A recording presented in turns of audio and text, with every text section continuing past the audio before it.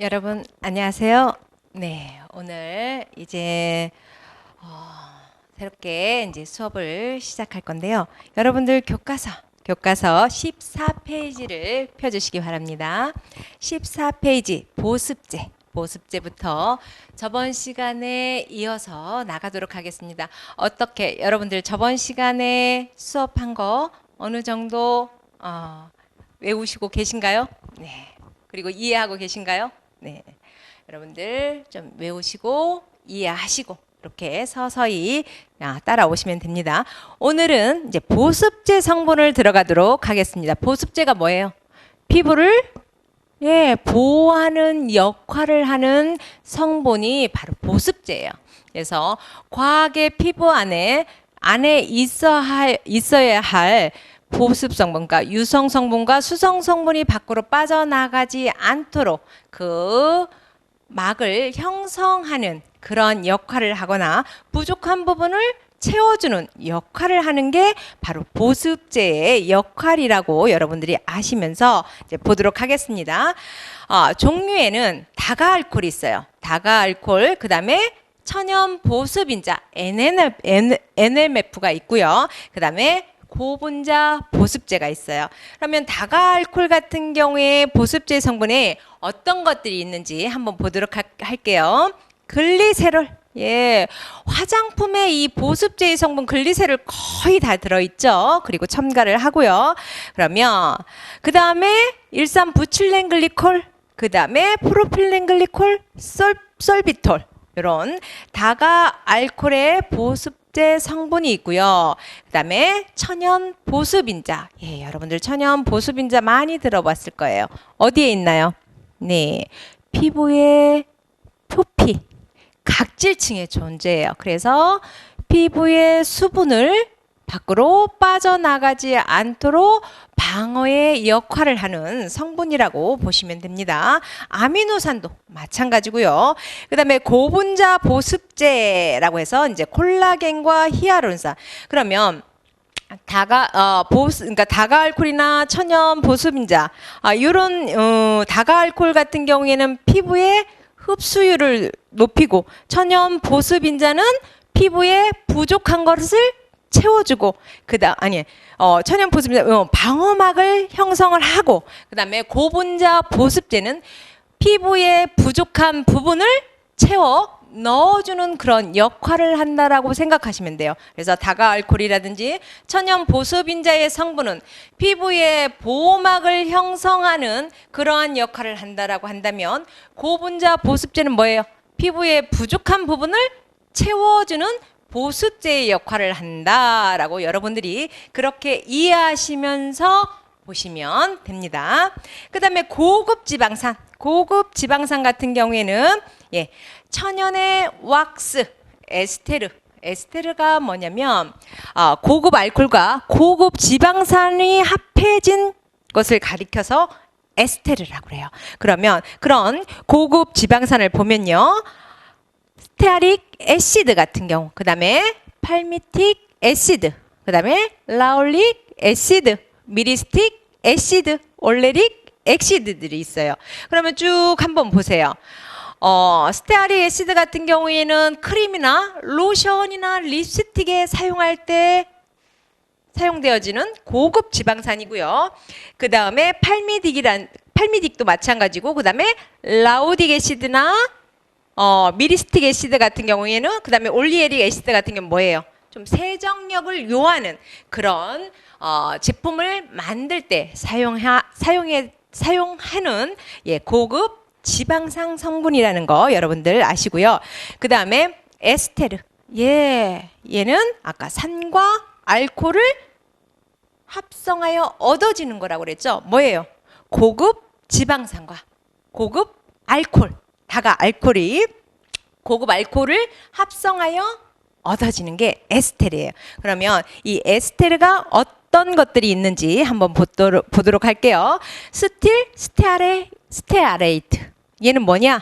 유성감이 거의 없어 사용감이 가벼워요. 그러면 사용감이 가벼운 화장품을 만들 때 이 성분을 사용하겠죠. 그 다음에 이소프로필 미리스테이트. 이거 같은 경우에는 예, 침투력이 우수하여 보습제라든지 유연제를 만들 때 사용하는 에스테르예요. 그다음에 이소프로필 팔미데이트 얘도 마찬가지로 보습제나 유연제를 만들 때 사용되어진다라는 거. 이렇게 해서 여러분들 보습제 성분은 외우셔야 돼요. 외우셔야. 왜냐면 대부분의 화장품 성분들이 보습제에 많이 이런 성분들이 들어가기 때문에 여러분들이 좀 힘들더라도 이 성분을 외우시기 바랍니다. 그러면 이제 활성 성분, 보습제 성분들을 막 이제 보습제까지 넣고 그다음에 화장품이 변질되지 않도록 보존제, 방부제를 보도록 하겠습니다. 이것도 안 넘겼네요. 네, 그러면 보존제, 방부제를 보면요. 뭐예요? 보존제를 왜 화장품에 넣을까요? 화장품에 넣는 이유는 미생물에 오염이 되고 변질되는 그런 것들을 방지하기 위해서 이 보존제를 넣고요. 그러면 이 미생물의 오염 원인은 뭐예요? 화장품을 제조 중에 일어날 수도 있고요. 그 다음에 내가 화장품을 사용할 때 미생물의 오염이 일어날 수가 있더라는 거. 그래서 이런 미생물의 오염이 없도록 하기 위해서 보존제를 첨가한다라는 거. 그 대신 뭐예요?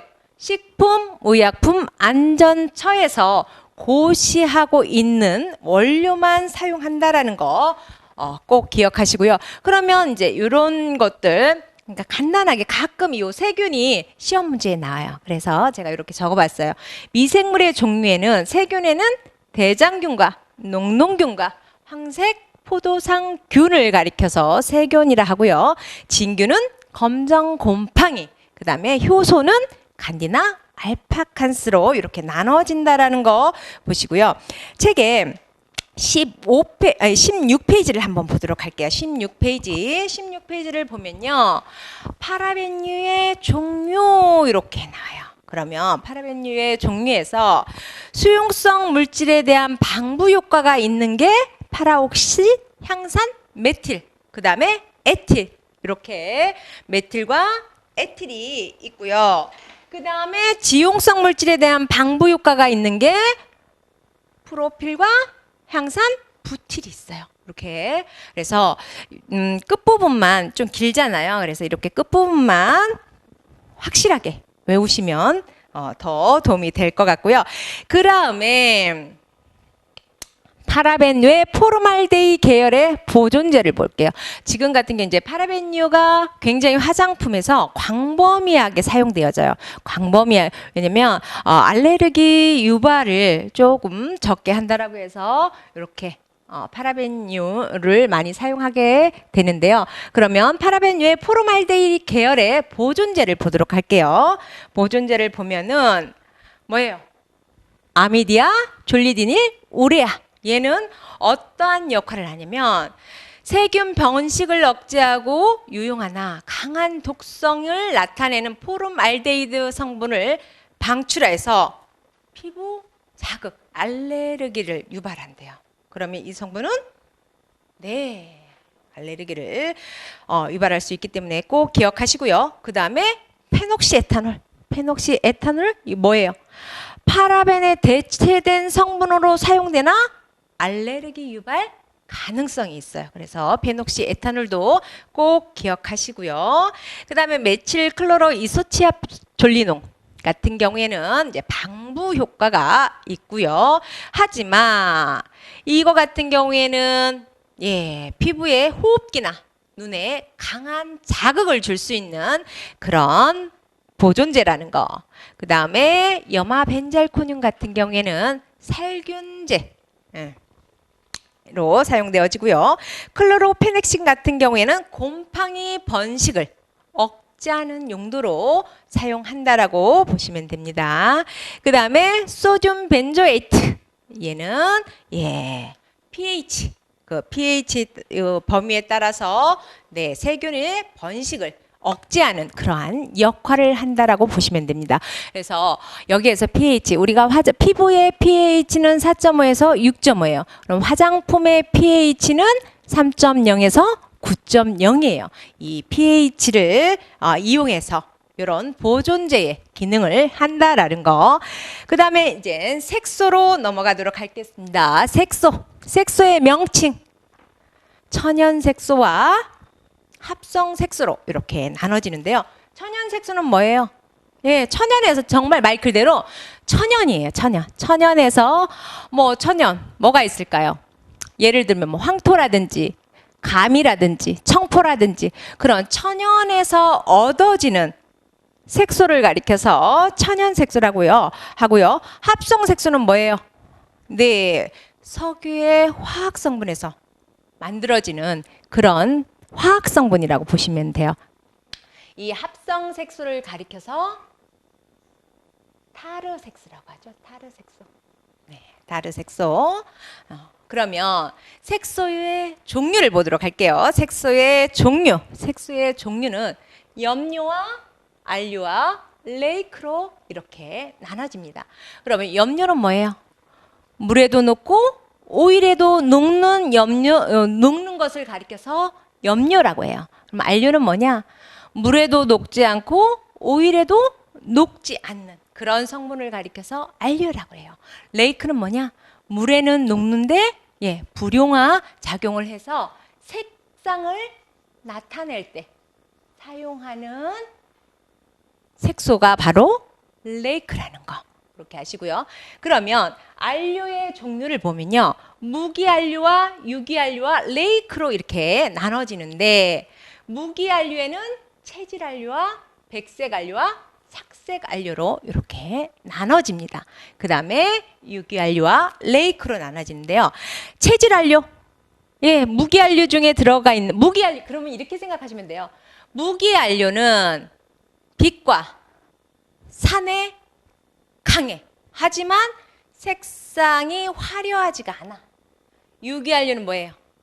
빛이나 산이나 알카리에 약하지만 색상은 화려한 것을 가리켜서 유기안료라고 그래요.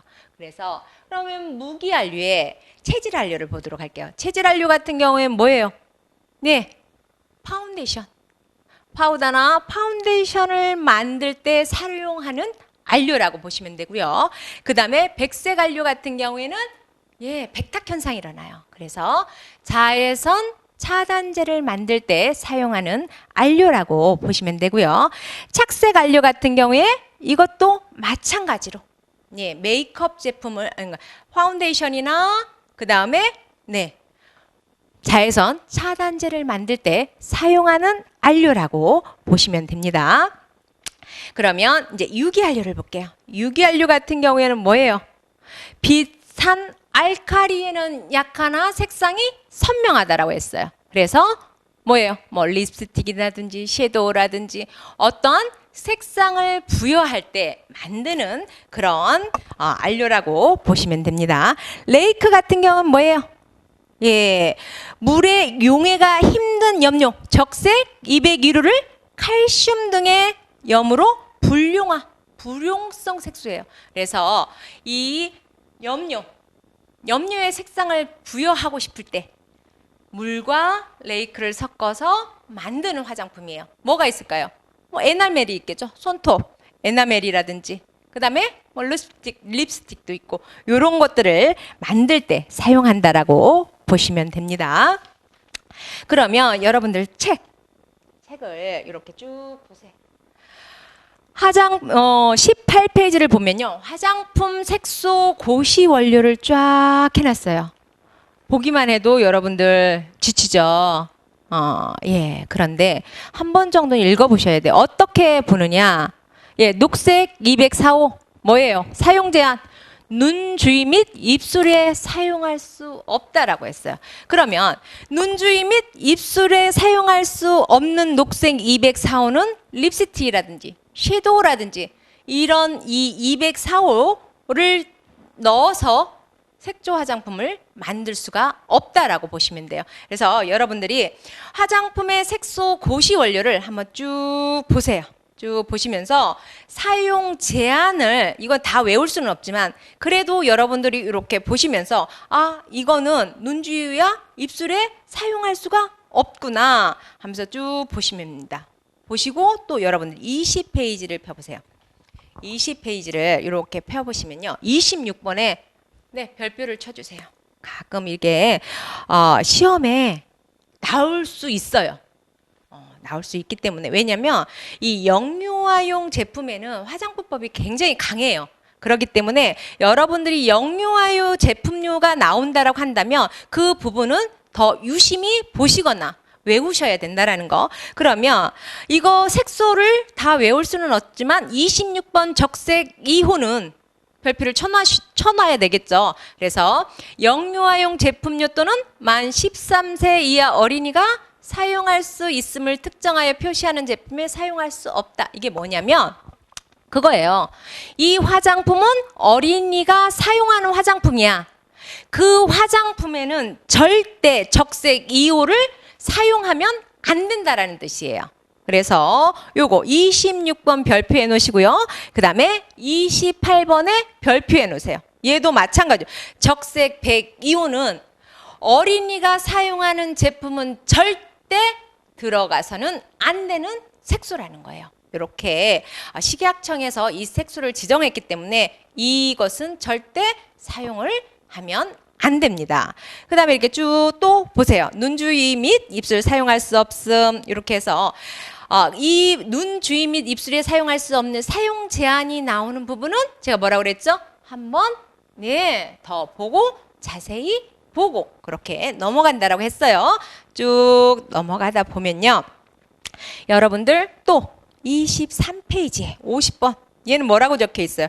등색 204호 적용 후 바로 씻어내는 제품 및 연모용 화장품에만 사용해요. 그럼 뭐냐면 얘는 바르고 바로 씻어내는 제품에는 이 색소를 첨가할 수가 있더라는 거예요. 그렇지만 그냥 바르고 씻어내지 않는 제품에는 이 색소를 성분을 넣으면 안 된다라는 거예요. 그래서 한번 쭉 보시고요. 예. 그다음에 24페이지를 보면요. 네, 24페이지 57번을 볼게요. 57번을 보면 등색 401호. 얘는 뭐예요? 점막에 사용할 수 없어요. 점막에. 그러면 우리 점막에 사용할 수 없다. 그럼 뭐가 있을까요? 많죠. 라이너, 섀도우, 마스카라 이런 것들은 점막에 사용할 수 없는 색소라는 거 여러분들 쭉 보시고요. 그 다음에 26페이지를 펴보도록 할게요. 26페이지 이렇게 보면은 또 뭐라고 되어 있어요? 사용 제한에 연모용 화장품에만 사용. 예, 연모용에만 사용하는 색소예요. 다른 그러니까 화장품 얼굴에 바르는 거든지 바디라 이런 모든 메이크업 제품에 그런 얼굴에 바르는 건 사용할 수는 없지만 단 연모용 화장품에는 이 색소를 사용이 가능하다라는 거예요. 그래서 이렇게 쭉 한번 보시고요. 28페이지를 한번 펴보도록 할게요. 28페이지에 127번. 네, 이것도 별표 해놓으세요. 왜냐? 이 피그먼트 적색 5호 같은 경우에는 다른 거에는 사용할 수 없지만 어디에만? 네, 화장 비누에만 화장 비누만 사용할 수 있는 색소라는 거. 그런 식으로 해서요. 여러분들 이 많은 것들을 보고 너무 놀라지 마세요. 이렇게 보면서 하나하나 읽어 내려가다 보면 네, 쉽게 이해하실 수가 있습니다. 그러면 여러분들이 이제 쭉 봤어. 이거 제가 설명을 드렸죠. 쭉 봤는데 또 오늘 이 시간도 그냥 넘어갈 수가 없죠. 여러분들이 얼마만큼 이해를 하고 듣고 교과서를 봤는지 그럼 다 문제를 풀어보도록 하겠습니다. 네, 볼게요. 염료를 불용화시켜 만든 것으로 화려하고 아름다운 발색력을 가진 색소는 1번 마이카, 2번 이산화티탄, 3번 레이크, 4번 탈크, 5번 산화알루미늄. 네, 다 고르셨죠? 네, 레이크입니다. 레이크. 다음 문제 보겠습니다. 화장품의 원료의 보존제에 대한 설명 중 틀린 것은 1번 인체에 무해해야 하며 첨가로 인한 품질의 손상이 없어야 한다. 2번 미생물에 의한 화장품의 변질을 막기 위하여 첨가한다. 3번 파라벤유는 피부에 자극이 적어 널리 사용되고 있다. 4번 박테리아나 균요, 곰팡이를 죽이거나 성장을 억제한다.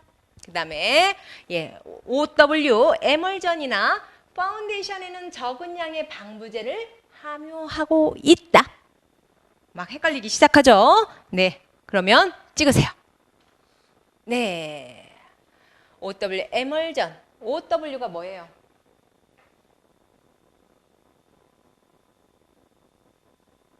리퀴드 파운데이션이에요. 그러면 WO는 뭘까요? 예, 크림 파운데이션이에요. 방부제를 적은 양을 하는데요. 이 파운데이션 같은 경우에는 다른 화장품보다는 방부제를 더 많이 사용한다라는 거 기억하시고요. 그 다음에 화장품의 사용 시 미생물에 의한 변질을 막고 세균의 성장을 억제하거나 방지하기 위해 첨가하는 물질이 아닌 것은 이제부터는 여러분들이 왜 제가 외우라는지 아시겠죠? 이런 식으로 시험 문제가 나올 수가 있단 말이에요. 그래서 성분을 외우셔야 됩니다. 1. 이소치아졸리논, 2번 페녹시에탄올, 3번 이미디아 졸리디딜우레아, 4번 암모늄 카보나이트, 5번 소듐 벤조에이트. 다 보셨나요?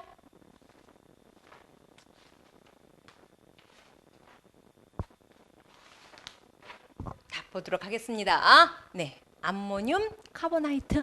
암모늄 카보나이트는 뭐냐면 pH 조절제예요.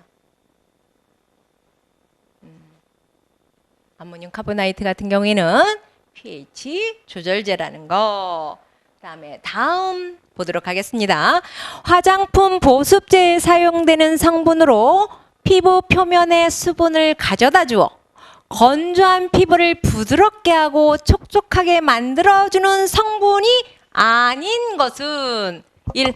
라올릭 애시드, 그 다음에 2번 프로필렌글리콜, 3번 폴리에틸렌글리콜, 4번 글리세린, 5번 솔비톨.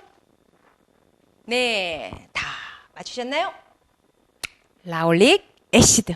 라올릭 애시드 같은 경우에는 뭐냐면 고급 지방산이에요. 고급 지방산. 뭐를 만드냐? 비누. 비누를 만들 때 사용되어지는 그런 거고, 이제 세안유 만들 때 사용되어지는 성분이라는 거 아시고요. 그다음 5번 영유아용 제품류 또는 만 13세 이하 어린이가 사용할 수 있음을 특정하여 표시하는 제품에 사용 금지된 색소를 적으시오. 이렇게 나올 수도 있어요. 외우셔야 되겠죠. 다 적으셨죠? 네, 적색 2호, 적색 102호는 어린이가 사용하는 화장품에는 절대 들어가서는 안 되는 색소라는 거 꼭 기억하시고요. 오늘은 여기까지 수업을 하도록 하겠습니다. 여러분들 수고 많으셨습니다. 다음 이 시간에 더 나은 모습으로 여러분들을 찾아뵙겠습니다. 감사합니다.